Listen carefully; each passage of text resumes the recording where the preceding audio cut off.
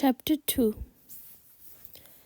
Shen Yibin was the Shen family's only son of the first wife, so he was very pampered. His food and clothing were top class for the time period. After Zhou Yinsheng returned to the Shen residence, he really had a few days of leisure and happiness. How could he foresee that on this day, just as he got out of bed, he was placed in prison by the imperial guards? Shen's father was a minister near the Son of Heaven. He naturally had the opportunity to access the exam questions. The Tianqian emperor suspected that Shen's father also participated in the fraud case, so he ordered the imperial guards to detain him. Father and son were currently squatting in a stinky cell, already with black and blue eyes and shallow complexions. They looked very haggard. "When is mother going to send us dinner? I have not eaten a bao duck in a long time. I'm really itching for one." Zhou Yunsheng had a straw dangling from his mouth, rubbing his board-beaten buttocks. Fortunately, he had the habit of strengthening his body when he entered a new world, or he'd now have internal injuries from the beating. Shen's father had not been fired yet, so as an official appointed by the imperial court, his board beating wasn't as severe as his, but his heart's torment was 100 times more painful than being tortured. He grabbed his son's ear and angrily rebuked, "You, this unfilial son, you still think about eating at this time? Quickly confess out the person who answered your questions, lest you suffer any more torture."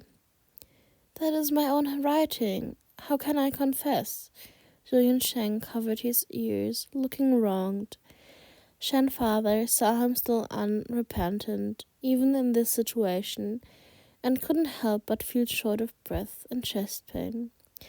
Swinging his fists to give him a good beating. Meanwhile, Shen's mother was visiting her daughter, the 7th prince's concubine. "Go back, mother.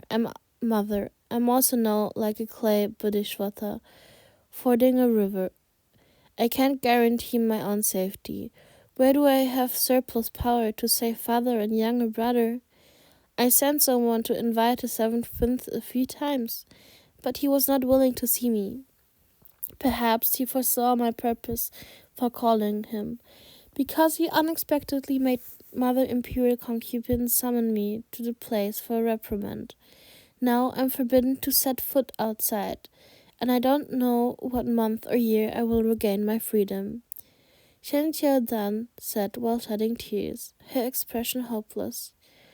Shen's mother suddenly understood. After a moment of silence, she said, "So the 7th prince intends to stand idly by? It makes sense. Your brother has no hope of getting out of this predicament in this lifetime, and your father's career is also ruined. Our Shen family is naturally useless to him. Daughter, you have no children and have fallen out of favor. What will you do in the future? If I knew this would happen, I would have betrothed you to an ordinary family, to give you a peaceful life." Mother and daughter felt sadness welling up, crying on each other's shoulders. West Side Courtyard, Xie Yudu sent someone to inquire about the conversation between the mother and daughter. She dismissed the servant girl who relayed the message and sneered. "The Shen family has fallen. What other ways out does Shen Qiaodan have? The future hardships are just beginning. Please slowly enjoy it." A few loyal servant girls, all submissively standing respectfully, pretended that they didn't hear anything. Just at this time, the 7th prince stepped in. He saw the peerless beauty reclining on the couch, and his indifferent eyes immediately seeped out a small smile. "Xi Qing, Lady Shen came. You did not."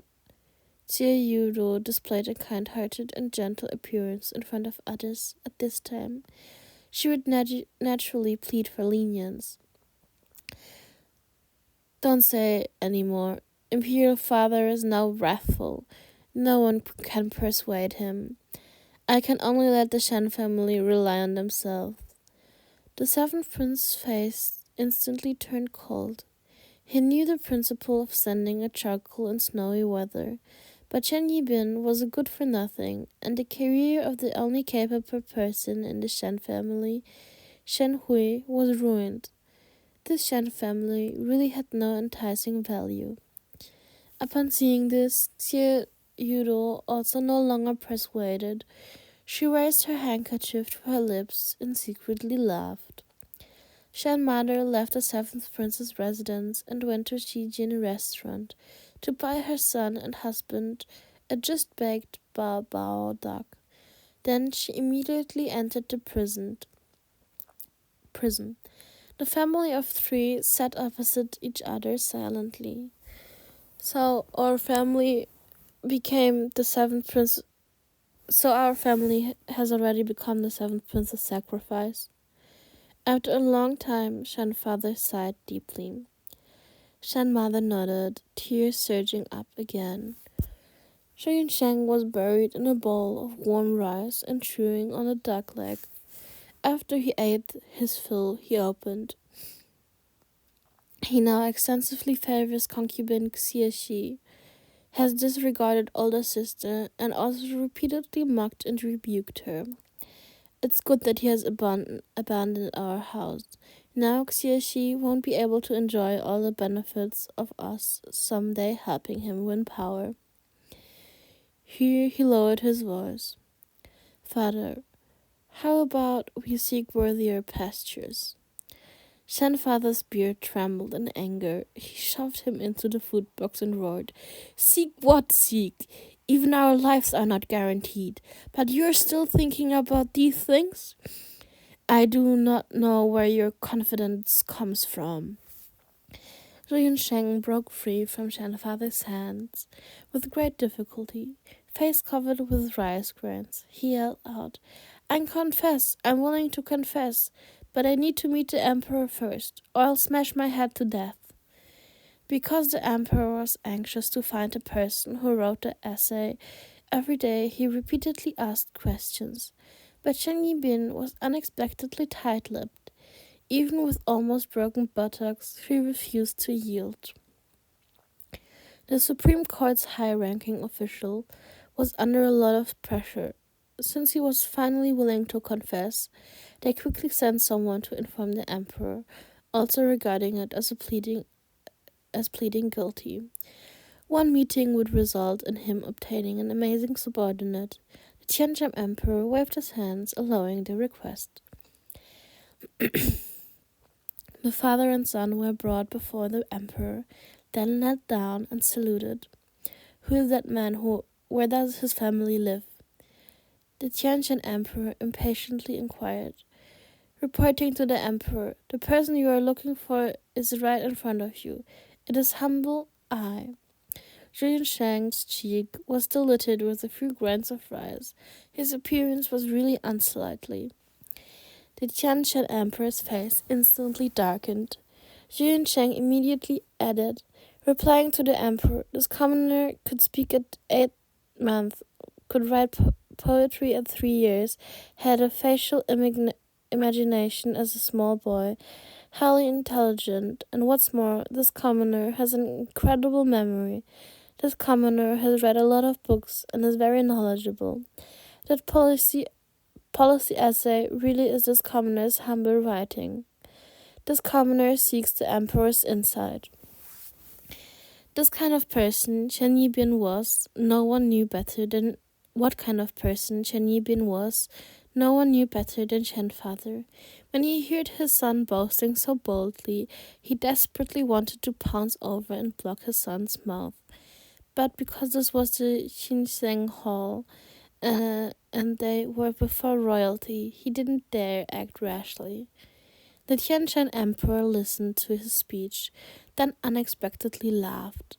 He threw over the book placed on the table, Huai Nanzi, and said in a heavy voice, I give you a quarter of an hour to read it, then recite it.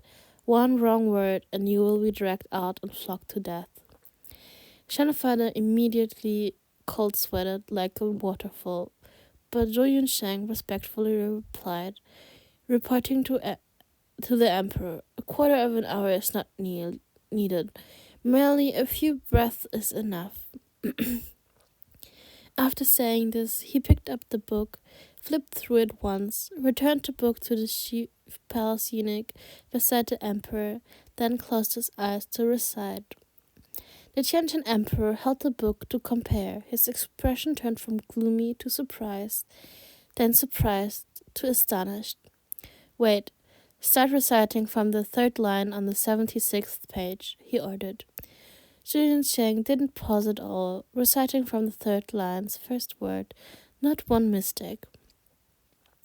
Recite from the 100th page, 6th line. Zhu Sheng continued to switch recitation. Begin reciting from the third word on the 7th line on page 38. Zhu Sheng nodded and did according to his words. His soul power was formidable. His stated memorization abilities were not exaggerated, but he also had the super search engine 007.